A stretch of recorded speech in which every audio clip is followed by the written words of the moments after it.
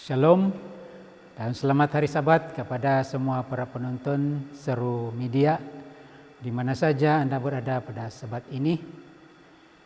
Terima kasih karena terus setia untuk memilih menonton YouTube channel kami sebagai rangkaian siaran Anda pada Sabat ini. Dan mari kita sama-sama menyokong siaran ini dengan like, share kepada teman-teman dan subscribe. Juga menekan butang lonceng untuk memudahkan Anda dan kita semua untuk mendapatkan notifikasi pada video-video baru yang menyusul. Pada Sabat ini petugas yang mengambil bagian kebaktian Sabat adalah dari Gereja SD Mangkupa. Pembicara ataupun penyampai khotbah sebentar nanti Elder Junim Simpat dan saya sendiri Elder Jaikin Bokir selaku pemimpin acara. Jadi untuk memulakan acara kebaktian kita, saya sendiri yang pimpin kita dalam doa. Mari kita berdoa. Maha besar Bapa kami yang bertakhta dalam kemuliaan surga. Pada pagi Sabat yang kudus ini Tuhan, sekali lagi kami datang ke hadirat-Mu dengan penuh kesyukuran, di mana Tuhan sudah memimpin kami 6 hari yang lalu, hingga pada Sabat ini kami dapat berbakti kepada Tuhan. Kiranya Tuhan memberkati kami satu persatu dan ampuni segala dosa kami, agar itu tidak menjadi penghalang berkat-berkat Tuhan dan kami sentiasa memerlukan bimbingan Roh Suci Tuhan agar kami sentiasa dapat menemukan kebenaran. Pimpin juga semua petugas-petugas yang turut ambil bahagian di dalam kebaktian ini. Terima kasih Tuhan sudah mendengar dan menjawab doa kami. Kami persembahkan semua ini dalam nama Yesus Kristus yang sudah menjadi Juru Selamat dan Tuhan kami. Amin. Kasih Tuhan tak terbilang, lidah tak dapat uraikan, lebih tinggi dari bintang, lebih dalam dari lautan. Yang berdosa diselamatkan oleh korban Yesus. Yang tersesat didamaikan, bersihlah dosanya. Oh kasih Tuhan yang limpah, tak dapat diduga. Kasih yang kekal selamanya, jadi nyanyian syurga. Apabila tiba waktunya, kerajaan dunia telah jatuh. Apabila orang durhaka berseru pada gunung batu, kasih Tuhan tetap tahan, tak akan berubah. Rahmat besar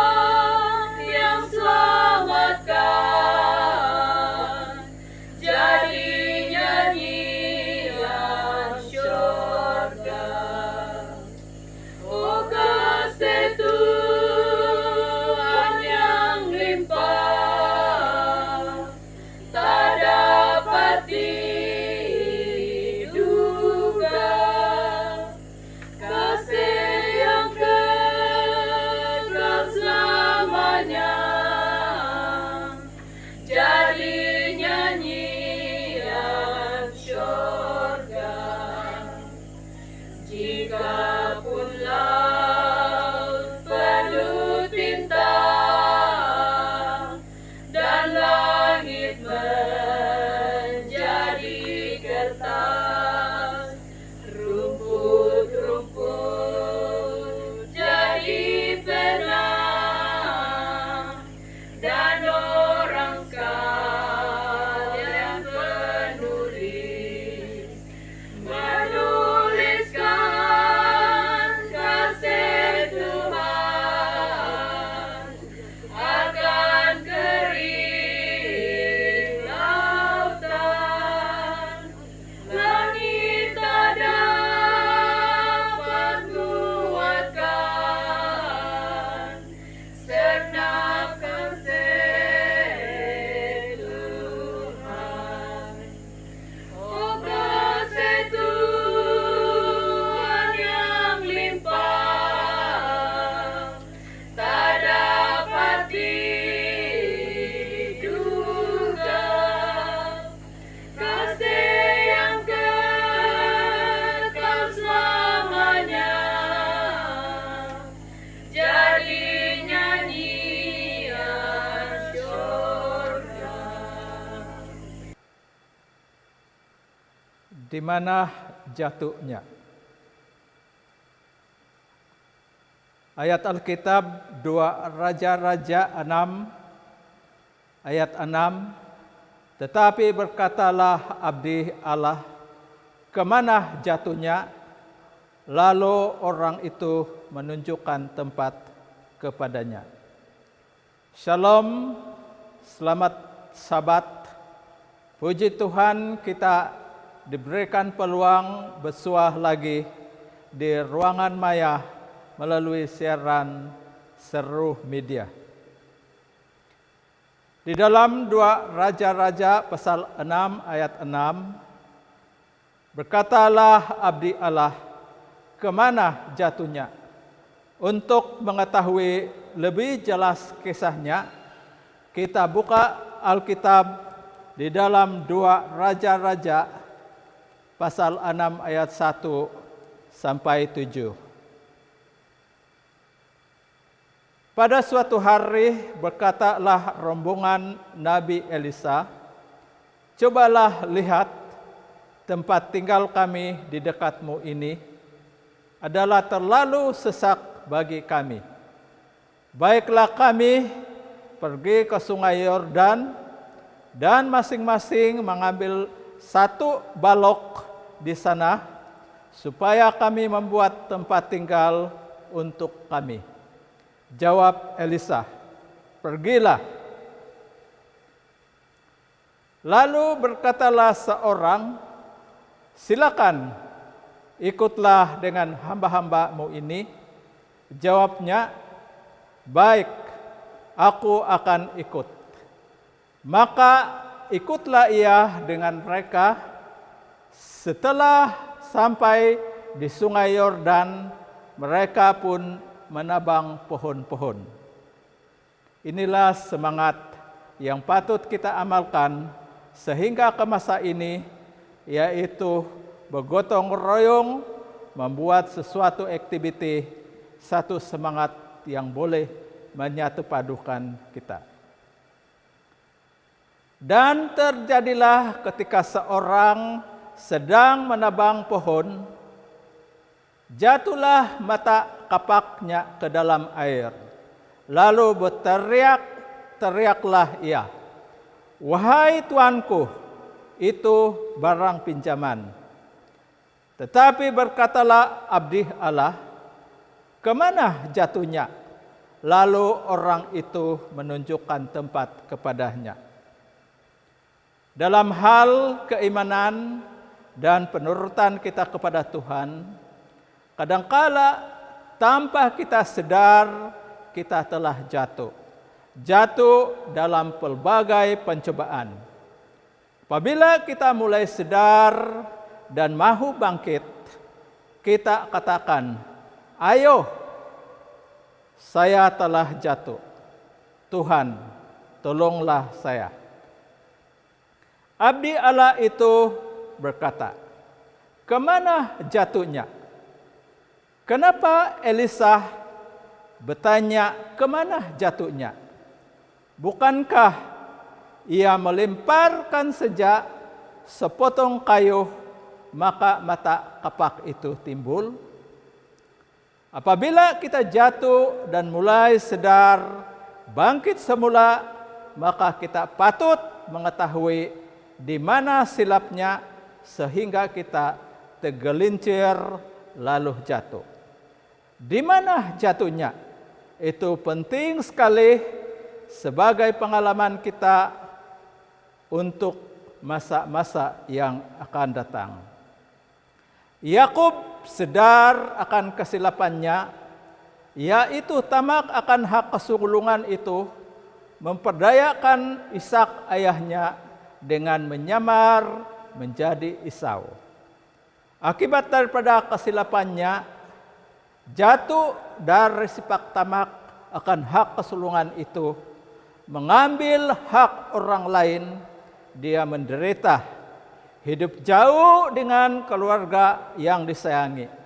Bukan hanya itu, dia di kemudian hari telah ditipu oleh bekal mentuanya, diberikan Leah, gadis yang tidak dicintainya.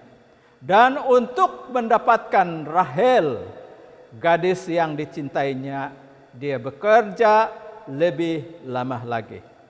Yakub menyesali segala kesilapannya itu, penuh keikhlasan dengan pertobatan yang sejati. Di dalam Kejadian pasal 32 ayat 24 hingga 26, pergumulan Yakub dengan Allah di tepi sungai Jakob. Lalu tinggallah Yakub seorang diri, dan seorang laki-laki bergelut dengan dia sampai fajar menyingsing. Ketika orang itu melihat bahwa ia tidak dapat mengalahkannya, ia memukul sendi pangkal paha Yakub sehingga pangkal pahanya terpelecok ketika ia bergelut dengan orang itu. Lalu kata orang itu, "Biarkanlah aku pergi, karena fajar telah menyingsing." Sahut Yakub, "Aku tidak akan membiarkan engkau pergi jika engkau tidak memberkati aku." Inilah keajaman pertobatan Yakub. Dia enggan melepaskan orang itu pergi sehingga ia memberkatinya, walaupun ia disakiti yang menyebabkan ia timpang cacat seumur hidupnya.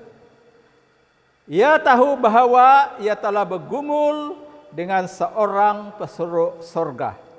Dan itulah sebabnya mengapa usahanya yang hampir melebihi tenaga manusia itu tidak berhasil untuk memperoleh kemenangan. Itu adalah Kristus, malaikat perjanjian, yang telah menyatakan dirinya kepada Yakub. Ellen G. White, Para Nabi dan Bapa, halaman 200.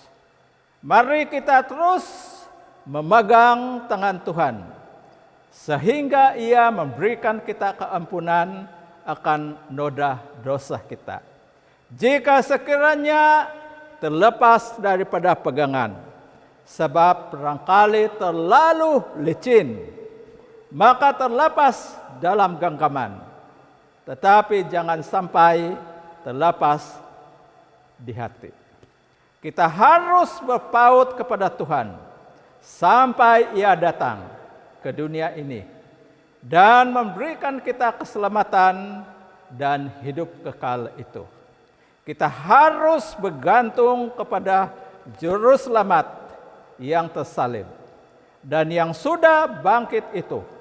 Yesus telah menjanjikan kata-katanya, Ia akan menyelamatkan semua yang datang kepadanya. Ellen G. White, Iman dan Perbuatan, halaman 54. Di dalam 1 Yohanes pasal 1 ayat 9, jika kita mengaku dosa kita, maka Ia adalah setia dan adil, sehingga Ia akan mengampuni segala dosa kita dan menyucikan kita dari segala kejahatan. Di dalam Yohanes pasal 8 ayat 4 hingga 11, dalam pasal ini kita melihat di dalam Alkitab ini, Alkitab mengatakan Rabi perempuan ini tertangkap basah ketika ia sedang berbuat zina. Musa dalam hukum Taurat memerintahkan kita untuk melimpari perempuan-perempuan yang demikian. Apakah pendapatmu tentang itu? Mereka mengatakan itu untuk mencobai dia, supaya mereka memperolehi sesuatu untuk menyalahkannya. Tetapi Yesus membungkuk lalu menulis di tanah. Dan ketika mereka terus-menerus bertanya kepadanya, ia pun bangkit berdiri lalu berkata kepada mereka, barang siapa di antara kamu tidak berdosa, hendaklah ia yang pertama melemparkan batu kepada perempuan itu. Lalu ia membungkuk pula dan menulis di tanah. Tetapi setelah mereka mendengar perkataan itu, pergilah mereka seorang demi seorang, mulai dari yang tertua. Akhirnya tinggallah Yesus seorang diri dengan perempuan itu yang tetap di tempatnya. Lalu Yesus bangkit berdiri dan berkata kepadanya, hai perempuan, di manakah mereka? Tidak adakah seorang yang menghukum engkau? Jawabnya, tidak ada Tuhan. Lalu kata Yesus, aku pun tidak menghukum engkau. Pergilah dan jangan buat dosa lagi mulai dari sekarang. Siapakah di antara kita yang tidak berbuat dosa? Tidak ada yang sempurna, bukan? Begitu banyak dosa yang telah kita lakukan. Pun begitu, Yesus telah mati di salib Golgota, menebus segala dosa kita. Tuhan Yesus membisikkan ke dalam hati kita, jangan buat dosa lagi, mulai dari sekarang. Amin. Tuhan memberkati.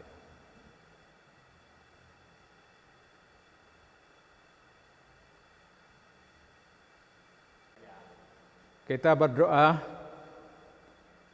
Tuhan Allah Bapa kami, pencipta alam semesta yang maha kuasa, penjaga dan pembela. Bapa, segala kemuliaan bagimu. Kami mau datang lebih dekat kepadamu, tapi kami insan berdosa. Begitu banyak kesalahan yang kami lakukan. Ampuni kami. Sucikan kami dari dosa ini. Kami mau serahkan segenap jiwa kami kepadamu. Kami mohon Bapa, memimpin hidup kami sampai kedatangan-Mu yang tidak lama lagi. Rapi kami dengan kuasa-Mu, curahkan Roh Kudus, hikmat dan kebijaksanaan, supaya kami dapat menjalani hidup ini dengan baik, setia kepadamu. Inilah doa kami sesuai kehendak-Mu, melalui Tuhan Yesus penebus. Amin.